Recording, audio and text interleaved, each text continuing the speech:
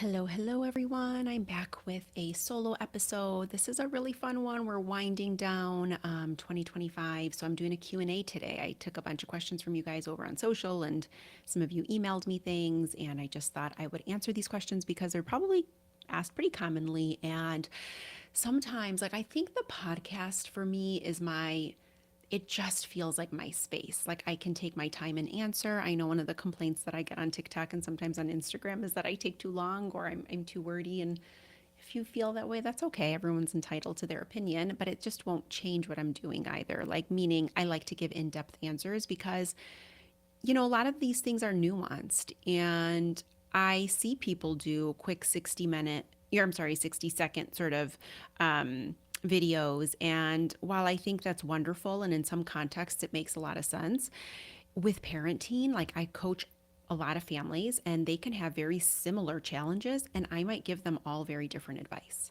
because so much of that process is different depending on your specific situation, who you are as a parent and what you bring to the table, who your child is relative to you. There are so many more dynamics at play.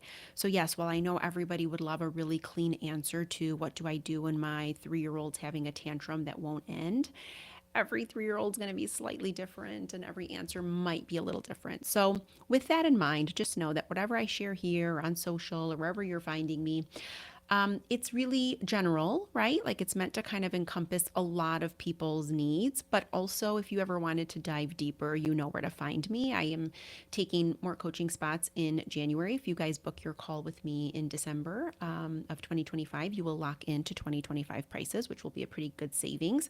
So if you've been on the fence about this, definitely think about signing up for a discovery call and let's just chat. Sometimes I meet with people on a discovery call and sometimes I'll tell you, like, I don't think I'm your person, but I will help you in terms of like who the right person might be or what the resource is that might benefit your situation. But if I feel very aligned and I know that I can jump in and really create some good things for you and for your kids, I definitely get excited at the idea of being able to support families through various challenges, right? And so, and along with that too, I also do life coaching. It's called Recalibrate. That one I just kind of by word of mouth just built very organically. So if you ever wanted information on that, that's not child centered, it's you centered. And it's really about this idea of like inner parenting ourselves through different transitions in life, different challenges in life, when change knocks on our door, when we are thrust into a situation that feels incredibly difficult, when patterns keep repeating and we just don't know how to break these patterns or how to get through blocks. So a lot of it is really somewhat intuitively based, meaning like when I'm in connection with people is sort of when I feel like the magic happens. That's when I can really attune to what you need. It's often where I'm able to help guide you through more around this idea of like just how do I create that space for you to really feel seen, heard, and supported. And then through there, we generally find some really good solutions and ways to move through some of those tougher moments. So for today, let's start with our questions. The first one came via Instagram, and I get asked this all the time. And actually, this is so much more commonly experienced, I think, than most people might know. But if you're in it, you will understand what I'm saying. So a lot of parents will ask me or tell me about their child, who really struggles to make decisions. There is a lot around a lot of anxiousness around being unable to choose, and for very simple things to very complex things. So, something as simple as, like, what flavor ice cream do you want as they're going into the ice cream shop, to what snack do you want, to what do you want to wear, like, whatever the question is. These are my kids who are sort of plagued with a lot of stress around getting it wrong. And I've worked with kids like this. I've also taught kids like this. And I was telling this story to a client recently, but when I used to teach preschool, every year for Thanksgiving, I used to have the kids one by one. I would sit with them and I would ask them, let's pretend that you get to cook Thanksgiving dinner this year. Tell me exactly how you would make it. And it was adorable. And I liked doing activities like this because you could write their answers, which is what I did. I recorded their story and their directions of how to make a really good Thanksgiving dinner, and I would give it to the parents. And it was just this nice snapshot of their innocence at this moment in time. So they would say really cute things like, you have to take the turkey, you put it in the oven for 5 minutes at 7 degrees, and then you get to eat it. And so, and just their like confidence in the way that they would say it and the way that they were so self-assured that they knew how to do it. Now, there was always a subset of kids that hated this activity. And the minute I would say to them, we're just pretending, tell me, how do you think, like, how do you make a turkey? What do you think you do? They would go, I don't know. I don't make a turkey. And you're like, no, I know, we're just pretending. It's just for pretend. Imagine, let's just imagine you were doing it. I don't know the answer. And they were really like riddled with that feeling of, I don't want to feel embarrassed for getting it wrong. And if we think about this, I mean, I'm talking 4 year olds, right? Can you imagine by the age of 4 to just already have the pressure of not being wrong? And often a parent will say to me, is it something I'm doing? And it's not. I do think we kind of come into the world with a little bit of our own wiring, our own stuff, and it's uniquely ours because we have to work through that thing to get to where we're going, right? It's just part of the journey. So while certainly there are things we're probably doing or could be doing that can help or that might be making it worse without realizing it, I think overall to kind of sit and think like this is a direct product of something you've done, that's not usually the case. So what I was saying to the parent that I was talking to about this is that I think for most kids who struggle with this process, what they end up doing is they sort of look at decision making as being very clearly right or wrong. They've put it into two buckets. And so, one thing, if you think that this is the case, right, that your kid is like, oh man, if I choose the wrong flavor of ice cream, I'm going to be unhappy. I'm going to wish I chose the other one. I don't like this pressure, right? Like there's all this kind of stress around it. You can sometimes tell them while they're regulated something like, there is no right or wrong in these types of decisions. It's just what do I want to do now and what can I leave for later? So sometimes the now and later context helps because it doesn't make it so finite and definitive. And it also allows them to consider, like, okay, like now I'll have cookies and cream, and then maybe later or another time I'll remember that I actually really wanted chocolate too. And so it gives a little bit of breathing room so that it doesn't feel quite so challenging. The other thing, and this comes up a lot, like it's funny because I chat GPT this just to see out of curiosity, like what would chat tell people to do or parents to do. And this happens all the time, you guys. I did not agree. So it said like, kind of to like one, avoid a lot of decisions, and two, it talked about having them do like very inconsequential kind of choices or something like that. And honestly, for me, I'm a big believer that when your child is showing you that they're having difficulty with something, so if that's frustration tolerance, if that's tolerating an outcome they don't like, if that is anxiety around choosing right or wrong or anything performative based, like I don't want to make a mistake, I actually think the way is through. We actually need to create more experiences where they can go through that while we become their anchor in that process. So I wouldn't avoid it. What I would do is you could think about scaffolding at this point, which just means let's kind of meet them where they're at and let's go ahead and not make it such a stressful situation, but maybe just create some conditions to help them work through it. Also, if they get upset because they believe they made the quote unquote wrong decision, let them sit with that discomfort. Let them work through that. Because the only way they get through that and understand that actually they're okay in the face of decision making and that actually they can make any choice and that we get to re-choose later and we get to move on from it, they will have better resilience and better sort of that anxiety piece starts to reduce when they know that. Right now, and this is true for adults too, anybody who gets caught in overthinking, ruminating, struggles to make a choice this way or that way, right? Usually what we're really resisting is the unknown because every decision comes with an element of uncertainty and unknowing, right? I go to a restaurant, I have my favorite meal that I always get, but then maybe I want to try something new. And maybe trying something new is what I decide that time. Well, now I'm kind of like, what if I don't really like it? What if I just should have got the thing I love the most? Why did I change my order? Right? That's all fear of things I can't control, things that I don't have any grip on. And so when kids do this, there is an element of liking to control things in order to feel safe. When adults do this, that I life coach, I immediately know they really struggle with being placed in conditions where they don't have a lot of control. It's also very, very healthy to put yourself in those positions. It's how we grow. It's how we thrive. It's how we learn more about ourselves. It's how we pull back layers of things that keep us stuck. So if your child's showing you this, it's not that you want to avoid it. You want to trust and believe that they can work through it. So that's what I would tell you. So if you have a child who struggles, look at those two things. Now, simultaneously, as I mentioned, like most adults who struggle with this, like usually will have fear of uncertainty. Also, there's a little bit of fear of embarrassment, fear of failure, fear of looking less than or less competent than you'd like to.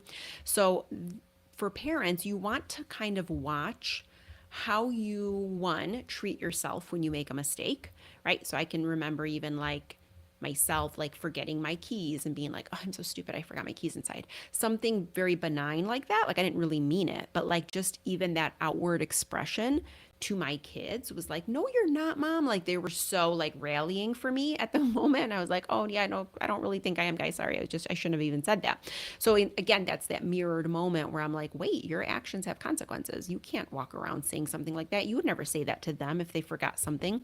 So one is watching those subtle moments within, also energetically speaking. So like what happens to you when you make a mistake?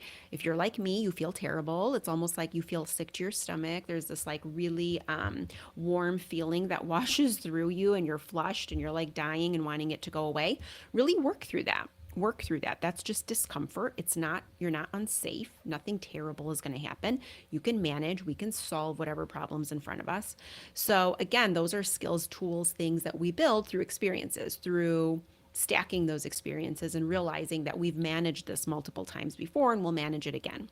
So kids are no different, really. They need the same thing. And then the other piece to know is like, how much are we avoiding or clearing the way for them so that they're not having to face the stress of a decision or not be wrong? You know, I've seen parents do this all the time too. Like, comes up around homework a lot. Like, hey, I don't think you did all your homework right. And they're like, yes, I did.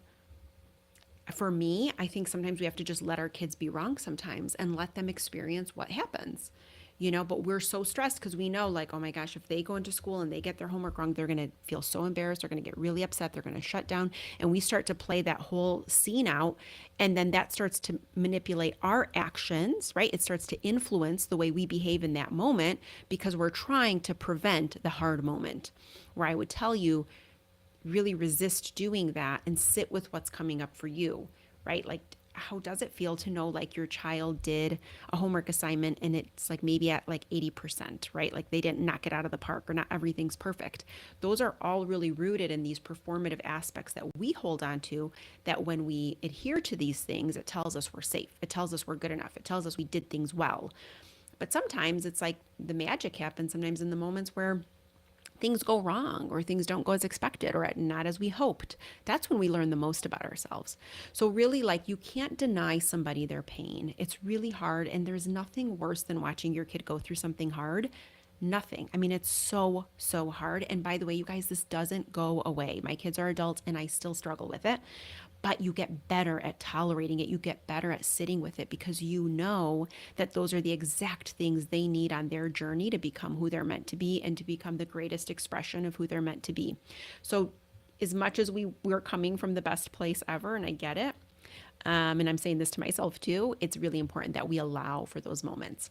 So that's what I would tell you if you're kind of in the throes of a kid who really struggles to make decisions. Try there's now and there's later, just to help alleviate a little bit of that like right and wrong, and also like the binary thinking that kids hold on to of like good and bad choices, right and wrong. Like there's more nuance to it than that. So let's broaden that a little bit for them.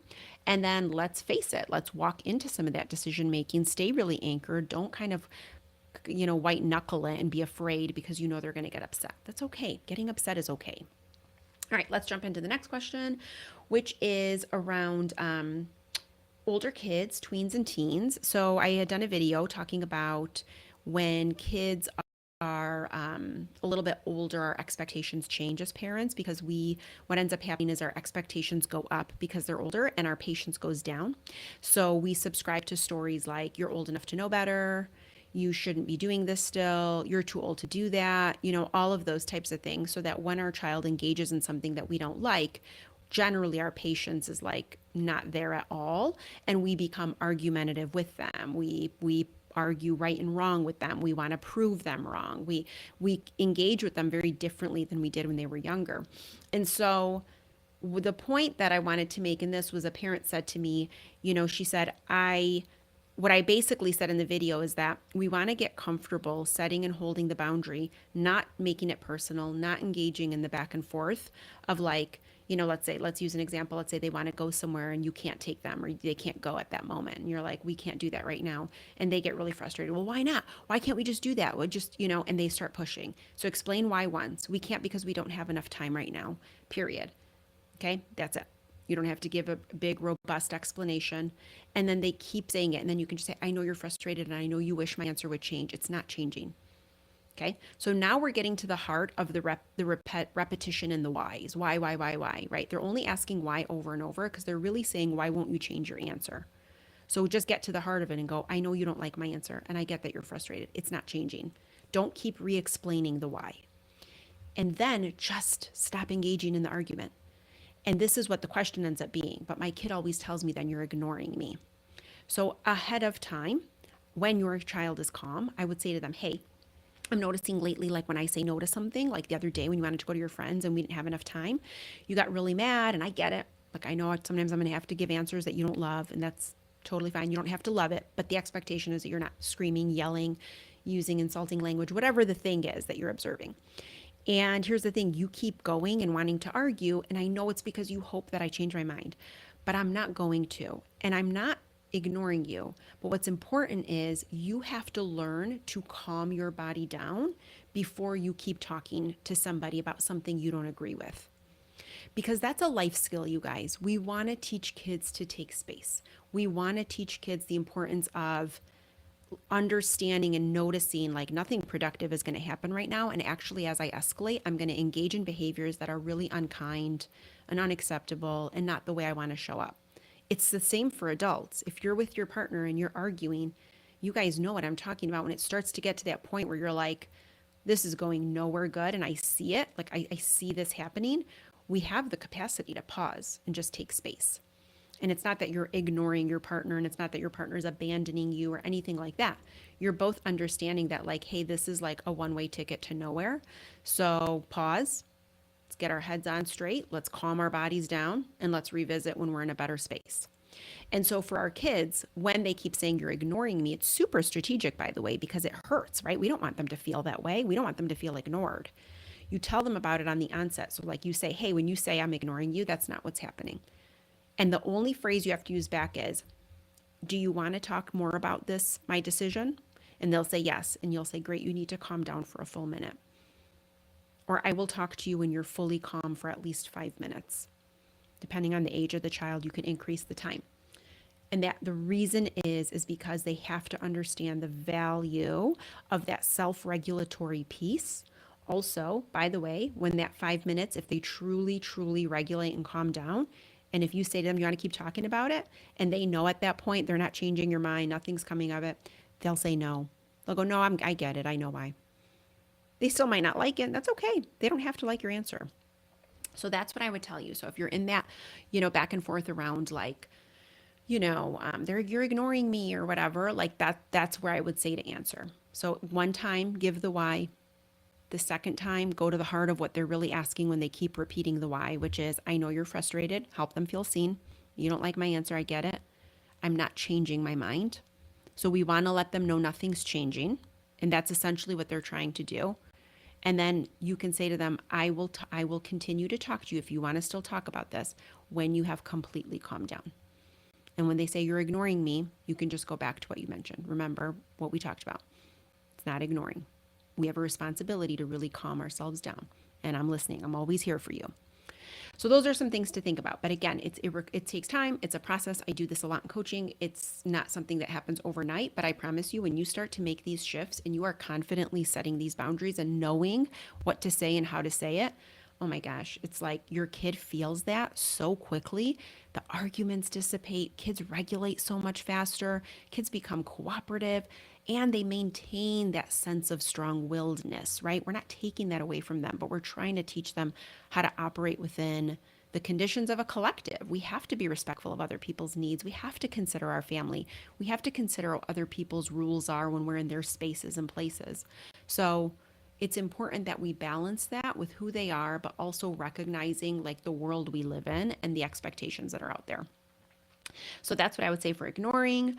The next one is about me. It says, what do you plan on doing in 2026? You've mentioned wanting to write a book. What are some other ways we can connect with you if coaching doesn't isn't doable for us? So such a fair question, and I know for a lot of people that maybe coaching just isn't exactly what you need, or it isn't. Maybe that level of support is not what you need, but you really enjoy just feeling seen and heard in these moments. And I appreciate that. You know, I started off as a writer, and I still write. That's why I have my Substack. I love that you guys are over on Substack. And if you're not, I'll leave the link in the show notes for you guys to subscribe. It's really one of my happy places, writing, doing this podcast. So you're going to see a lot more of that in 2026. I have really cool interviews lined up. And again, we're going to keep a spotlight not just on parenting, but also parenting ourselves, really learning some emotion regulation tools for ourselves, some nervous regulation reset things that we could be doing, how really things start with us. I know it's not a popular answer, but people usually come to me and say, I really need my child to stop doing or to start listening or to stop whatever, you fill in the blank. And 9 out of 10 times, what really we need to do is figure out, what do I need to change to see the change in them? It always starts with us. And that's where the coaching piece is so helpful. But if you see that's not really for you, or that's not where you're at on your journey, which I fully understand that, some other things to think about doing is like, come join me on Substack. And if it feels doable, jump into that paid tier. You get access to my workshops that I do live. I often try to host Q&As in there over Zoom. It's also a space where we're not only talking about kids and behavior, but we're talking about me, and we're talking about things that I've learned along the way and my journey. And so I try to really support people in essentially just learning how to just show up and share our stories and connect. And if you can hear something that I've been through and you feel seen in that moment, and that helps you get some clarity around something you're going through, then I feel like that's where getting to be a human and have this human experience is one of the greatest moments, because it's in that connectivity that we really shine and we really can thrive. So there's a lot around this idea of like creating community over on Substack that really excites me. So one is just head on over to Substack and subscribe there. I'm also going to start sharing book recommendations, both for adults and for kids. This is funny, and it will seem like a weird thing to say, but I actually don't read a lot of parenting books. In part, I went to school forever for it. So there is that. The other piece of it is like, I already think part of the problem is like there's just too much parenting information. And I think too much of anything is not great. And so what I'll often tell parents who are in the throes of like, there's just so much out there that's just like right at our fingertips, is like really, really what you want to think about doing is like, zoning in on like a few people or resources that you really enjoy, and then B, letting really like you want to nurture your intuition. You know, I just finished up with coaching this family, and I just adore them and they're so sweet. And one of the things that came through was that they were so intuitively connected to their kids, in the sense, and everyone is, by the way, but they could access it. So that's really the hope, is like, you know, can you not just like parent from instinct, but like intuitively start to realize what your child needs. And you will know that it's intuitive, because what starts to happen is you're not just doing the things that make them happy. You're kind of like, ooh, this is a tough thing for them, and I'm going to let them have this moment. And I'm going to be there for them, and I'm going to anchor, but I'm not taking this one away. It's going to be tough, but I'm sitting right here with them. You start to really see who they are and what they need. You know, I'm not a believer in like parent your kids the same. You really shouldn't, because they're 2, 3, 4 different personalities, different people, different souls, and they'll need different things from you. So it's really on us to kind of attune and figure out like, okay, what's the thing I could be doing here, you know, that's going to really support their development. It's really kind of individualizing that. And that just requires a lot of trust and belief in your own intuitive knowing that you really, I mean, not to sound too woo-woo, although I love all things woo-woo, but I do believe like we are divinely connected to our kids, that they are on purpose yours and you are on purpose theirs. There is bigger things at play here that brought you together. And when we can remember that, I think it becomes very accessible for us to kind of think about how can we meet their needs while continuing to meet our needs so we can still develop and grow alongside them. That's a lot of what my book is about. If anybody listening to this knows of a literary agent and you'd like to send them my way, please do. I'm in the process of trying to find an aligned agent who will then get it to the right publisher. But the idea behind it is this space of like not just parenting our kids, parenting ourselves, parenting creativity, parenting ourselves through transitions, and really it requires the same thing. So the book is really it's a weaving of stories, personally speaking, my own, a ton of parenting input, right? And taking those same themes and then addressing them within our own lives, right? So, like, for example, one of the things I was just writing on is like when we resist conflict, right? So, when we see our kids fighting, right? Sibling battles is a big one. Often we'll go into just a shut it down kind of a phase. That's it. Everybody stop. You go in your room. You go in your room. I don't want to hear you anymore. And really, if I'm thinking about that, one is like the question at hand is like, how do I help my kids work through conflict? Two, I'm immediately saying to myself, if that's your reaction, how can I help this parent really sit with the discomfort that comes up when we're in conflict? Because that parent is struggling themselves to even approach conflict in a way that feels safe, right? They probably grew up in an environment where conflict meant you were not safe, that you were either in trouble, that you were maybe in danger, depends on your situation. But somewhere along the way, you felt unsafe, unapproved. Maybe you would be dismissed. Maybe you would not be seen or validated. There's a lot of different ways this can show up, rejected. So for me, those two things are so deeply connected. So one is like if you were reading my book, you would go, oh my gosh, she has all these great tips around conflict resolution with siblings and strategies.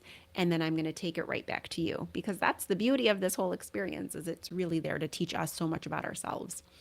So yeah, that's what you guys can expect from me in 2026. More coaching. I'd love to know if you guys would want group coaching. That's something I've been going back and forth on. I'll pull my Instagram and TikTok followers too, and you guys can let me know there. You can just email me too at Albiona at theparentingreframe.com. But I've done group coaching in the past. I've really enjoyed it. I had a really busy 2025, so I didn't get to it. But stay tuned. If you guys really want that, I'm here to really figure out how to serve the things you guys want in terms of your own sort of life and your own parenting experience, both with your kids and yourselves. And I think that's kind of it. I'm going to start recommending books that I read and also children's books. There are so many out there. I get approached by a lot of children's book authors. And so TikTok Shop is another space where I get a lot of asks to promote products for kids. And I don't do it outside of the Team Super Crew books. I haven't said yes to really anyone else.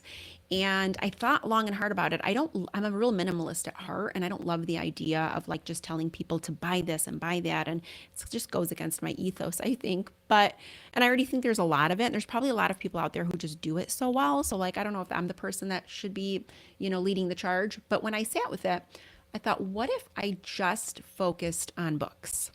So that's what I think I'm going to do in 2026, both for your kids and for you. And again, this isn't about like brand partnerships or like, I'm not doing it for those reasons. I'm really just thinking of like what would be of service. And so for me, I love reading. So I will share more about what I'm reading. I love watching TV. So I'll let you guys know what I'm watching and I'll share more around kids' books that I think are really, really valuable. So yeah, that's kind of where we'll leave off. All right, you guys. If you need anything from me, you know where to find any additional information. You can go to the show notes. Thank you so much for being here. It always means the world to me to know that there are other people on the other side of this microphone listening to what I'm saying. And if you are feeling seen, heard, supported, guided in any way, just know it that is the absolute hope and that's the intention I start with, both however many years ago when I started writing and until this day, every time I post a video, record a podcast, whatever it is, the hope is that you feel seen, heard, and supported in a really non-judgmental, safe way. So stay safe out there.